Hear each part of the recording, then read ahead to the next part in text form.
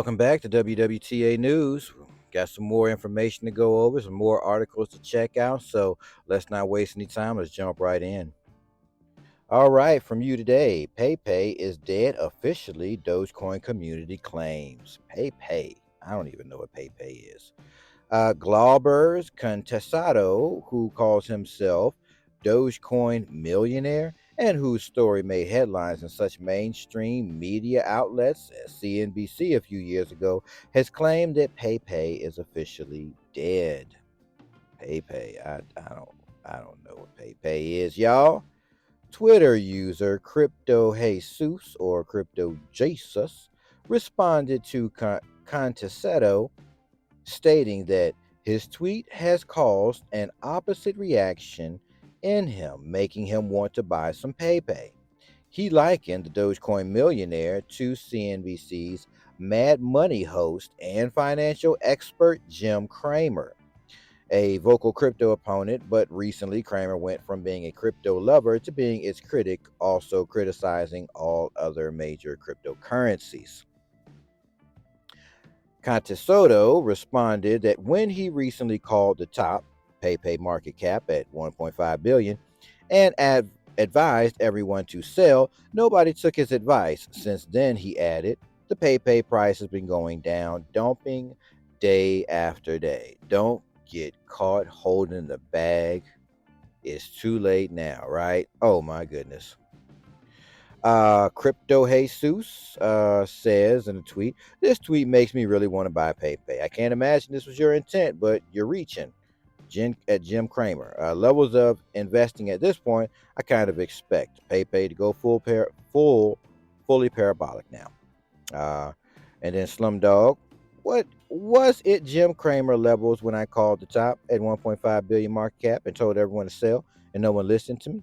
Then it just continued to dump day after day after day. So I don't know. I don't keep up with no PayPay. It's a meme coin. To me, those things aren't interesting. But I'll say this: it's kind of easy for these people to set up these one night shops, get people hyped up, get people to put their money in it, and then dump or sell off, right? And then everybody's left holding a bag that's worthless because they got out their authenticators or the original people setting this up knew what they were planning to do and got out at a great time and took all your money with it. Because check this out: you take 1,000 people and you have 1,000 people give you $1. That's $1,000, right? Now you take that same 1,000 people and have them give you, I don't know, $20 or $50, right? Now you got to multiply 50, 20, or 50 by the 1,000, right? And it keeps going. Add $100 to it. Multiply $100 to 1,000. You see how people become wealthy millionaires by just getting the common people to throw their money in there. It's not a good look. It's just really not a good look. If you get caught holding the bag, hey man, it happens. Maybe you'll learn from this point to not follow these pump and dump schemes. They hype you up and start actually learning, researching, and understanding what these currencies are, how they work, and make more educated decisions. All right, don't throw your money away. Says PayPay has declined 70.9% below the all-time high reached on May 5th and is now changing hands at 0.0000001248. How worthless. However, it has taken those 2 years to reach the current bottom. This was the point at which Contesoto stopped being a Dogecoin millionaire, while for PayPay, this happened within less than a month. So it didn't take but a month, right? PayPay, the meme coin, emerged on the market in April. Launched by an anonymous, we don't know who they are, team of developers who were inspired by the popular internet meme about PayPay the Frog. This was the first meme coin not based on Shiba Inu canine motives. Because, obviously, Shiba is the dog coin. PayPay immediately gained the attention of cryptocurrency whales and other big players on the market. It scored a spree of listings on major centralized exchanges, even Binance, which takes the listing process seriously and is very choosy about the assets it lists. Added PayPay to its innovation zone for promising crypto assets. So, I mean, a lot of people that's been in this crypto space for a long time, they get it. They know those are pump and dumps. and they can take advantage or not. They can go in there and toss about, I don't know, 15, 20 grand into something like that to help pump it up. And then when everybody else brings their 20, 30, 40, 50, or 100 to the party, then all that value comes up, and the person that dumped that original money in there says, oof, I'm going to go ahead, I'm going to sell off now and take these millions and I'm out. And that's what happens. And then the common person gets left holding the bag of something that has no value. All right, Russia to use crypto exchanges for cross border transactions. Russia drops plans for state run crypto exchange, signaling a more favorable stance towards the cryptocurrency industry. The government will focus on setting regulations for existing crypto exchanges, allowing private companies to build them.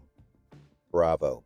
It was stated by Aksakov that the crypto exchanges would be utilized for cross border settlements. According to the statement, these include bypassing sanctions while at the same time complying with the rules. You're not going to sanction me, US. You're not. As stated by Aksakov, the central bank will oversee these crypto exchanges. Additionally, the draft law on experimental legal regimes will include the regulations. According to Ivan Shebeskov, the director of the Financial Policy Department of the Ministry of Finance of the Russian Federation, the ministry did not express support for the creation of a single national crypto exchange. They didn't want that. Instead, there was a suggestion to consider legal regulations that would allow businesses to establish such platforms. He also shared with Izvestia that the department has a strong belief that cryptocurrencies should be regulated comprehensively. They should be regulated. They should. No big story there other than the fact that Russia is heavily into space, and there's plenty of reasons why they're in the space. Moving along, Russia actively shifting to settlements in national currencies. The US dollar share is declining. Russia is actively shifting to settlements in national currencies with its partners.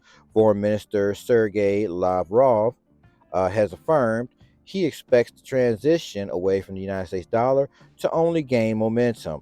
This is true not only for Africa, but also for Latin America, our Asian friends, as well as Iran, India, and China. The top Russian official stressed, noting that the United States dollar share is steadily declining. Steadily declining. The dollars, they're falling off. Nobody wants them. Goes on to say Russian Foreign Minister Sergei Lavrov said Monday that the utilization of national currencies in settlements between Russia and its partner countries will continue to gain traction, TASS reported. Responding to a question regarding Kenya's intention to pay for oil exports in local currency, Lavrov remarked, quote, of course, as trade turnover grows, the transition to payments in national currencies will become more practical. This is the future. This is true not only for Africa, but also for Latin America, our Asian friends, as well as Iran, India, and China. So, yes, everybody is fleeing from the dollar. And of course, they're moving into cryptocurrency because they've now found out how easy, affordable, and efficient it is to use that technology. We are already actively shifting to settlements in national currencies, and the dollar's share is steadily declining. So, this process will only gain momentum, right? It will gain momentum. The Russian foreign minister continued. He then noted that Brazilian President Luiz Inácio Lula da Silva has proposed prioritizing the establishment of a payment system independent of the United States dollar or the euro that will rely on decisions and agreements that will be developed, including within the framework of the BRICS New Development Bank. The Brazilian president has been a vocal de-dollarization supporter. He recently urged all developing countries to ditch, all you developing countries, get rid of that United States dollar as a reserve currency and use national currencies in trade. He also supported the creation of a common BRICS currency.